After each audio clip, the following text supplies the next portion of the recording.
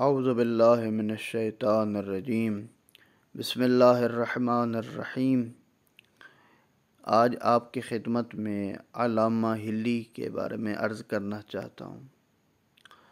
تعارف: علامہ ہلی کے نام سے مشہور 8ویں صدی ہجری کے شیعہ فقیہ اور متکلم ہیں۔ انہوں نے علم اصول فقہ، تفسیر، منطق، علم کلام اور رجال میں 120 سے زیادہ کتابیں تحریر کی ہیں، جن میں سے اکثر اس وقت بھی شیعہ حوزات علمیہ میں تدریس اور تحقیق کا اصلی منبع شمار کی جاتی ہیں۔ فقہ شیعہ کی گسترش اور توسیع میں ان کا بڑا کردار رہا ہے۔ ان کی کتاب باب ہادی عشر اور خواجہ نصیر الدین طوسی کی تجرید الاعتقاد کی شرح میں لکھی جانے والی کتاب کشف المراد شیعہ اعتقاد کی اصلی متون میں شامل ہے۔ علامہ ہلی پہلی شخصیت ہیں جنہیں آیت اللہ کا لقب دیا گیا۔ قطب الدین رازی، فخر المحققین ابن معیہ اور محمد بن علی جرجانی ان کے مشہور شاگردوں میں سے ہیں۔ ایران اور سلطان محمد خدابندہ کے دربار میں ان کی موجودگی اس ملک میں شیعہ مذہب کے رواج پیدا کرنے کا سبب بنی۔ علامہ ہلی کے والد یوسف بن مطہر متکلمین اور بلند پائے کے شیعہ فقہا میں سے تھے۔ پیدائش کے چند سال بعد اپنے والد کی ہدایات پر قرآن کی تعلیم کے لیے مدرسہ میں داخلہ لیا اور اسی مدرسے میں انہوں نے ابتدائی تعلیم مکمل کی۔ اس کے بعد ادبیات عرب، علم فقہ، اصول فقہ، حدیث اور کلام اپنے والد اور اپنے ماموں محقق ہلی سے، جبکہ علم منطق، فلسفہ اور حدیث وغیرہ دوسرے اساتذہ بطور خاص خواجہ نصیر الدین طوسی سے کسب کیے اور سن بلوغ تک پہنچنے سے پہلے اجتہاد کے درجے پر فائز ہوئے۔ کم سنی میں تعلیم اور اعلیٰ فضائل کے حامل ہونے کی وجہ سے آپ اپنے خاندان اور اہل علم کے درمیان جمال الدین کے نام سے مشہور تھے۔ علمی کمالات: سن 676 ہجری میں محقق ہلی، جو اپنے زمانے میں دنیا تشیع کے مرجع تقلید تھے، کی وفات کے بعد ان کے شاگردوں اور دیگر دانشوروں نے ایک ایسی شخصیت کی تلاش شروع کیا جو شیعیان جہان کی مرجعیت اور زعامت کے لیے سب سے لائق اور مناسب ہو۔ اس حوالے سے علامہ ہلی کو اس مقام کے لیے سب سے زیادہ مناسب پایا۔ یوں انہوں نے 28 سال کی عمر میں شیعہ مرجعیت کو قبول کیا۔ علامہ ہلی پہلی شخصیت تھیں جنہیں ان کی علمی مقام اور اخلاقی فضائل و کمالات کی بنا پر آیت اللہ کا لقب دیا گیا۔ شرف الدین شولستانی، شیخ بہائی اور ملا محمد باقر مجلسی نے اپنے اپنے شاگردوں کو دیے جانے والے اجازہ اجتہاد میں علامہ ہلی کو آیت اللہ فی العالمین کے نام سے یاد کیا ہے۔ ایران میں آمد: سن 705 ہجری میں انہوں نے سلسلہ ایلخانیان کے بادشاہ سلطان محمد خدابندہ کی دعوت پر ایران کا سفر کیا۔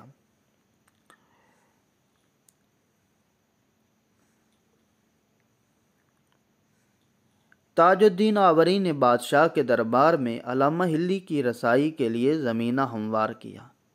علامہ ہلی کی ایران میں داخلے کے بعد ایک دن کسی مجلس میں اہل سنت کے مذاہب اربعہ کے مختلف علماء من جملہ خواجہ نظام الدین عبد الملک کے ساتھ مناظرہ کیا۔ ان مناظرے میں علامہ ہلی نے امام علی علیہ السلام کی ولایت و امامت اور مذہب شیعہ کی حقانیت کو بادشاہ کے سامنے ثابت کیا۔ یہ واقعہ بادشاہ کے مذہب شیعہ اختیار کرنے کا باعث بنا اور انہوں نے اپنا نام الجایتو سے سلطان محمد خدابندہ میں تبدیل کیا اور شیعہ مذہب کو ایران کا سرکاری مذہب قرار دیا۔ علامہ ہلی کا مشہور مناظرہ جو کہ مرزا محمد علی مدرس تبریزی اپنی کتاب ریحانۃ الادب میں علامہ مجلسی سے کتاب من لا یحضر فقی کی شرح میں لکھتے ہیں کہ ایک دن محمد خواب مندہ جو کہ ایران کا بادشاہ تھا نے ایک مجلس منعقد کی اور اہل سنت کے بڑے بڑے علماء کو مدعو کیا، نیز علامہ ہلی کو بھی اس مجلس میں دعوت دی گئی۔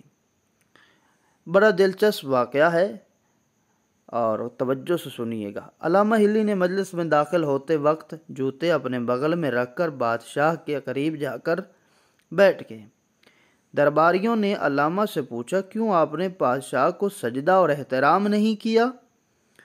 اس موقع پر علامہ نے جواب دیا، پیغمبر اکرم صلی اللہ علیہ وآلہ وسلم تمام بادشاہوں کے بادشاہ تھے اور انہیں سب سلام کرتے تھے۔ قرآن میں بھی آیا ہے کہ جب بھی کسی گھر میں داخل ہو جاؤ تو ایک دوسرے کو سلام کیا کرو، یہ سلام خدا کے نزدیک مبارک اور پسندیدہ ہے۔ اس کے علاوہ ہمارے اور تمہارے درمیان اس بات میں کوئی اختلاف نہیں ہے کہ سجدہ صرف خدا کے ساتھ مختص ہے۔ انہوں نے کہا، پس کیوں تم بادشاہ کے قریب جا کر بیٹھ گئے ہو؟ علامہ نے جواب دیا، کیونکہ اس کے علاوہ کوئی جگہ خالی نہیں تھی۔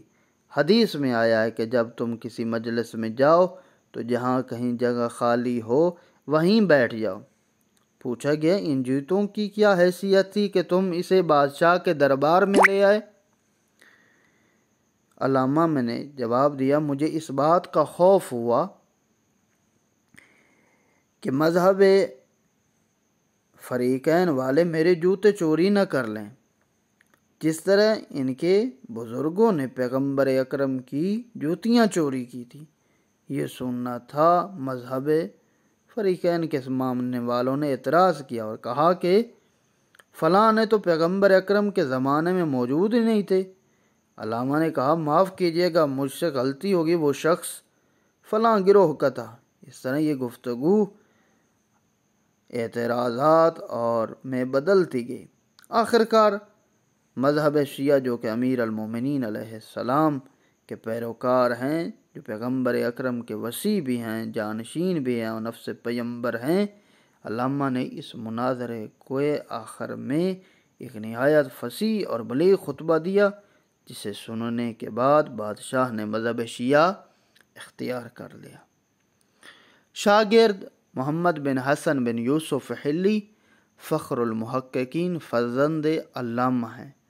قطب الدین رازی اور محمد بن علی جرجانی، اس کے علاوہ اور بھی بہت ساری شخصیات ان کے شاگرد ہیں۔ تالیفات کیا ہیں؟ علامہ ہلی کی معروف تصانیف میں علم فقہ میں مختلف الشیعہ اور تذکرۃ الفقہاء، عقائد و کلام میں کشف المراد، باب 11 اور منہاج الکرامہ، علم رجال میں خلاصۃ الاقوال اور منطق میں جوہر النظیر کا نام قابل ذکر ہے۔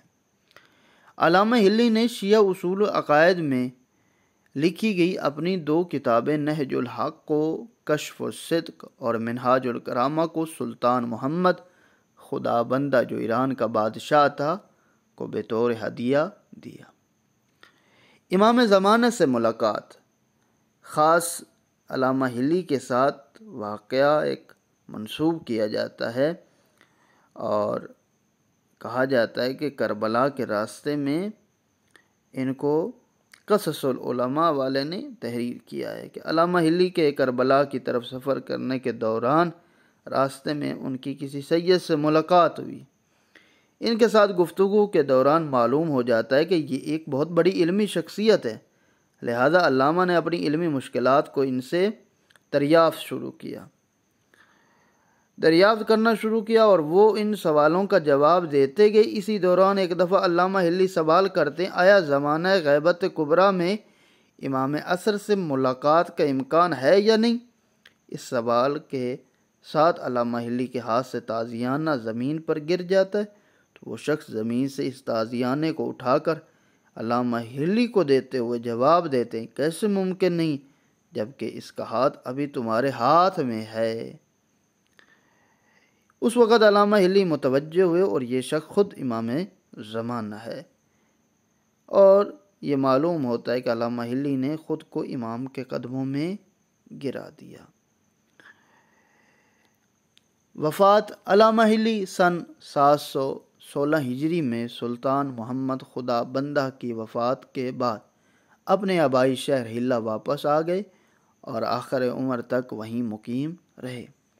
21 محرم سن 726 ہجری میں 78 سال کی عمر میں حلہ میں وفات پائی اور انہیں حرم امیر المومنین علیہ السلام میں سپرد خاک کیا گیا۔